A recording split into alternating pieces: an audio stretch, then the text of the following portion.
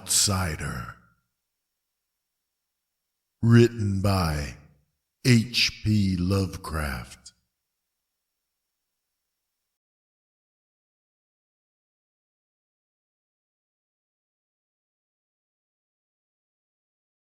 Unhappy is he to whom the memories of childhood bring only fear and sadness. Wretched is he who looks back upon lone hours in vast and dismal chambers with brown hangings and maddening rows of antique books, or upon odd watches in twilight groves of grotesque, gigantic, and vine-encumbered trees that silently wave twisted branches far aloft. Such a lot the gods gave to me, the dazed, the disappointed, the barren, the broken. And yet I am strangely content and cling desperately to those sere memories when my mind momentarily threatens to reach beyond to the other. I know not where I was born, save that the castle was infinitely old and infinitely horrible, full of dark passages and having high ceilings where the eye could find only cobwebs and shadows. The stones in the crumbling corridors seemed always hideously damp, and there was an accursed smell everywhere, as of the piled up corpses of dead generations. It was never light, so that I used sometimes to light candles and gaze steadily at them for relief. Nor was there any sun outdoors, since the terrible trees grew high above the topmost accessible tower. There was one black tower which reached above the trees into the unknown outer sky, but that was partly ruined and could not be ascended save by a well-nigh impossible climb up the sheer wall, stone by stone. I must have lived years in this place, but I cannot measure the time.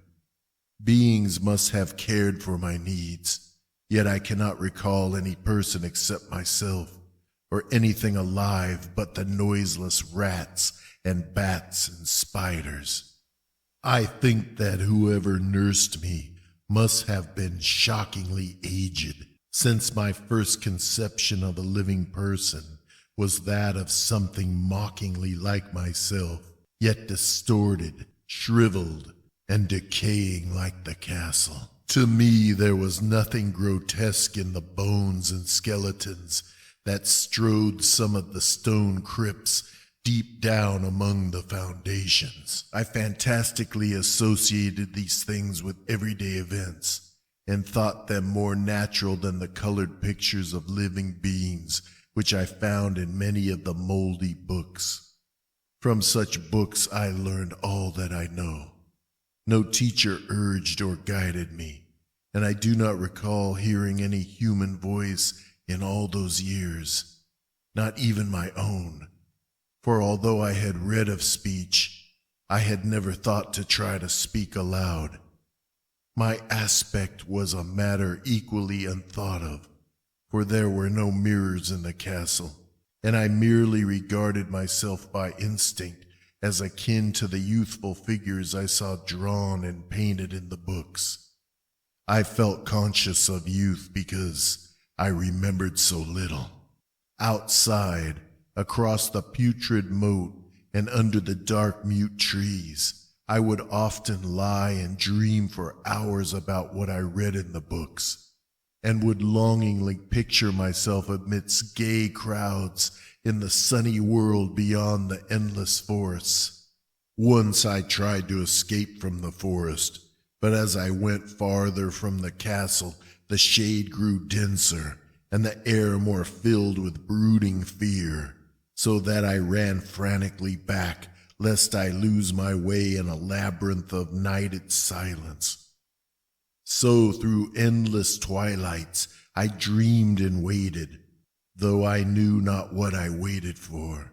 Then in the shadowy solitude My longing for light grew so frantic that I could rest no more, and I lifted entreating hands to the single black ruined tower that reached above the forest into the unknown outer sky.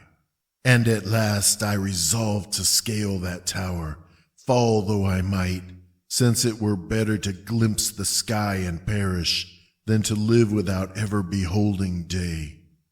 In the dank twilight, I climbed the worn and aged stone stairs till I reached the level where they ceased, and thereafter clung perilously to small footholds leading upward. Ghastly and terrible was that dead, stairless cylinder of rock, black, ruined, and deserted, and sinister with startled bats whose wings made no noise. But more ghastly and terrible still was the slowness of my progress, for climb as I might, the darkness overhead grew no thinner, and a new chill as of haunted and venerable mold assailed me. I shivered as I wondered why I did not reach the light, and would have looked down had I dared. I fancied that night had come suddenly upon me, and vainly groped with one free hand for a window embrasure, that I might peer out and above, and try to judge the height I had attained. All at once, after an infinity of awesome, sightless crawling up that concave and desperate precipice, I felt my head touch a solid thing, and I knew I must have gained the roof, or at least some kind of floor. In the darkness I raised my free hand and tested the barrier, finding it stone and immovable. Then came a deadly circuit of the tower, clinging to whatever holds the slimy wall could give, till finally my testing hand found the barrier yielding, and I turned upward again, pushing the slab or door with my head as I used both hands in my fearful ascent. There was no light revealed above, and as my hands went higher, I knew that my climb was for the nonce ended, since the slab was the trapdoor of an aperture leading to a level stone surface of greater circumference than the lower tower. No doubt the floor of some lofty and capacious observation chamber. I crawled through carefully and tried to prevent the heavy slab from falling back into place, but failed in the latter attempt. As I lay exhausted on the stone floor, I heard the eerie echoes of its fall, but hoped when necessary to pry it open again. Believing I was now at a prodigious height, far above the accursed branches of the wood, I dragged myself up from the floor and fumbled about for windows, that I might look for the first time upon the sky and the moon and stars of which I had read. But on every hand I was disappointed, since all that I found were vast shelves of marble, bearing odious oblong boxes of disturbing size. More and more I reflected, and wondered what hoary secrets might abide in this high apartment, so many eons cut off from the castle below. Then unexpectedly my hands came upon a doorway, where hung a portal of stone, rough with strange chiseling. Trying it, I found it locked, but with a supreme burst of strength, I overcame all obstacles and dragged it open inward. As I did so, there came to me the purest ecstasy I have ever known, for shining tranquilly through an ornate grating of iron, and down a short stone passageway of steps that ascended from the newly found doorway, was the radiant full moon, which I had never before seen save in dreams and in vague visions I dared not call memories.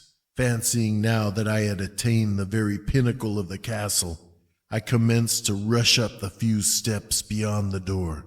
But the sudden veiling of the moon by a cloud caused me to stumble, and I felt my way more slowly in the dark. It was still very dark when I reached the grating, which I tried carefully and found unlocked, but which I did not open, for fear of falling from the amazing height to which I had climbed. Then the moon came out. Most demoniacal of all shocks is that of the abysmally unexpected and grotesquely unbelievable.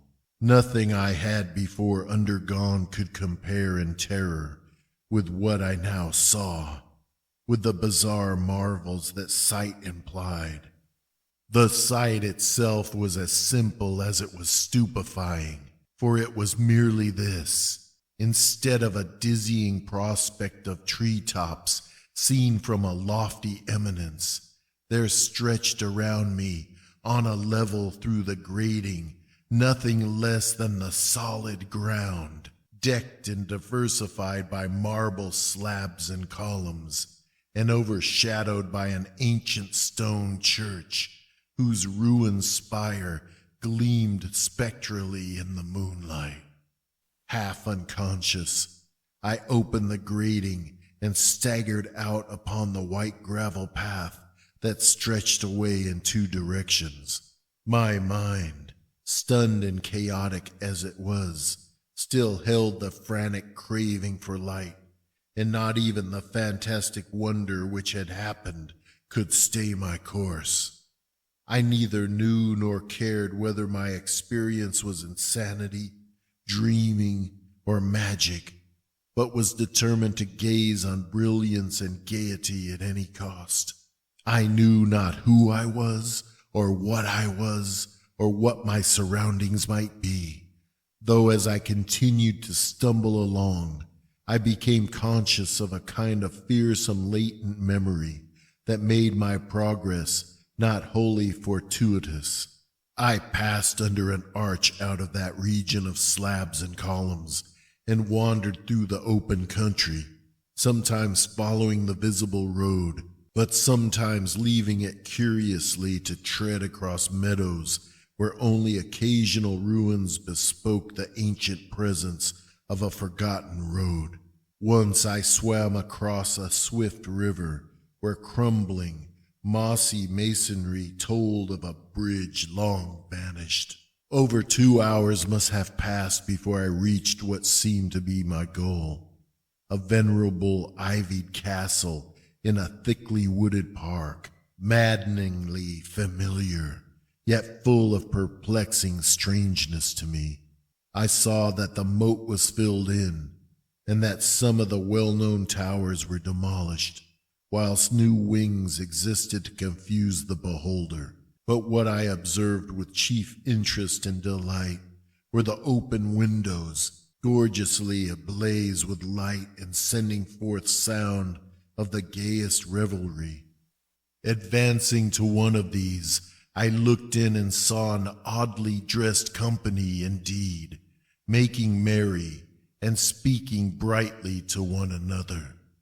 I had never, seemingly, heard human speech before, and could guess only vaguely what was said. Some of the faces seemed to hold expressions that brought up incredibly remote recollections. Others were utterly alien. I now stepped through the low window into the brilliantly lighted room, stepping as I did so from my single bright moment of hope to my blackest convulsion of despair and realization.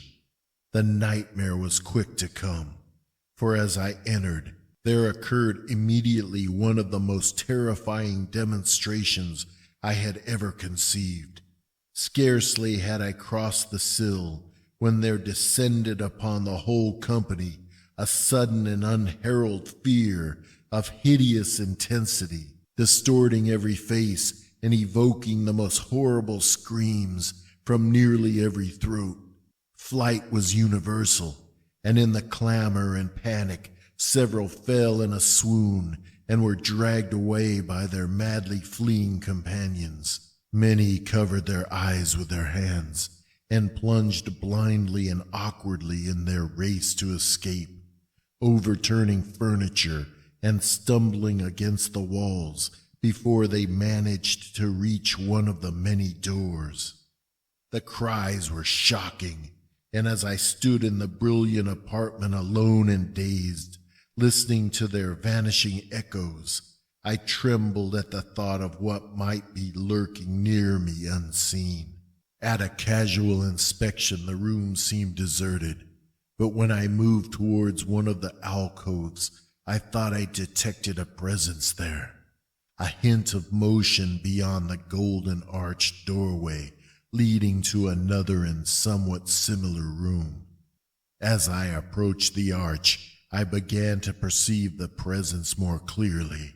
And then, with the first and last sound I ever uttered, a ghastly ululation that revolted me almost as poignantly as its nauseous cause, I beheld in full, frightful vividness the inconceivable, indescribable, and unmentionable monstrosity which had by its simple appearance changed a merry company to a herd of delirious fugitives. I cannot even hint what it was like, for it was a compound of all that is unclean, uncanny, unwelcome, abnormal, and detestable. It was the ghoulish shade of decay, antiquity, and desolation, the putrid, dripping eidolon of unwholesome revelation, the awful bearing of that which the merciful earth should always hide. God knows it was not of this world, or no longer of this world.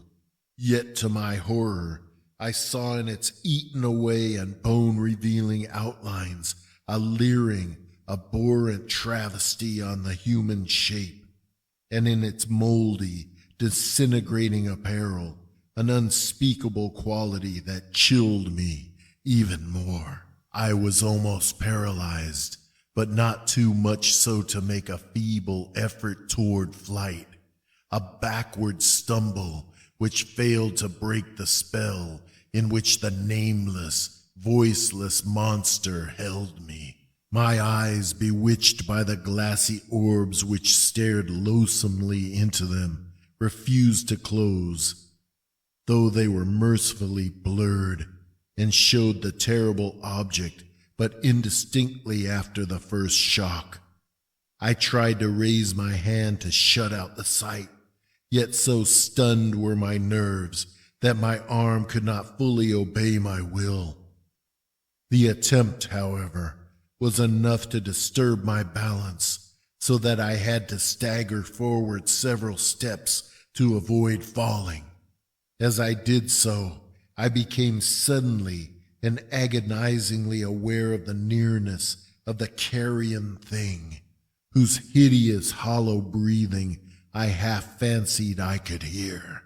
Nearly mad, I found myself yet able to throw out a hand to ward off the fetid apparition which pressed so close, when in one cataclysmic second of cosmic nightmarishness and hellish accident, my fingers touched the rotting, outstretched paw of the monster beneath the golden arch. I did not shriek, but all the fiendish ghouls that ride the night wind shrieked for me, as in that same second there crashed down upon my mind a single and fleeting avalanche of soul-annihilating memory. I knew in that second all that had been. I remembered beyond the frightful castle in the trees, and recognized the altered edifice in which I now stood. I recognized, most terrible of all, the unholy abomination that stood leering before me as I withdrew my sullied fingers from its own. But in the cosmos, there is balm as well as bitterness, and that balm is nepenthe. In the supreme horror of that second, I forgot what had horrified me, and the burst of black memory vanished in a chaos of echoing images. In a dream I fled from that haunted and accursed pile and ran swiftly and silently in the moonlight. When I returned to the churchyard place of marble and went down the steps, I found the stone trapdoor immovable. But I was not sorry, for I had hated the antique castle and the trees. Now I ride with the mocking and friendly ghouls on the night wind, and play by day amongst the catacombs of Nephron-Ka in the sealed and unknown valley of Hadath by the Nile.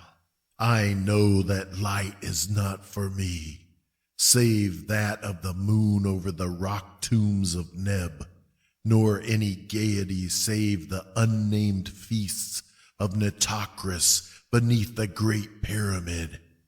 Yet in my new wildness and freedom, I almost welcome the bitterness of alienage.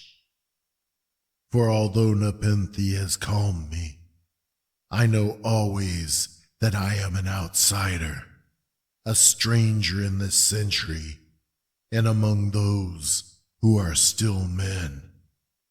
This I have known ever since I stretched out my fingers to the abomination within that great gilded frame, stretched out my fingers and touched a cold and unyielding surface of polished glass.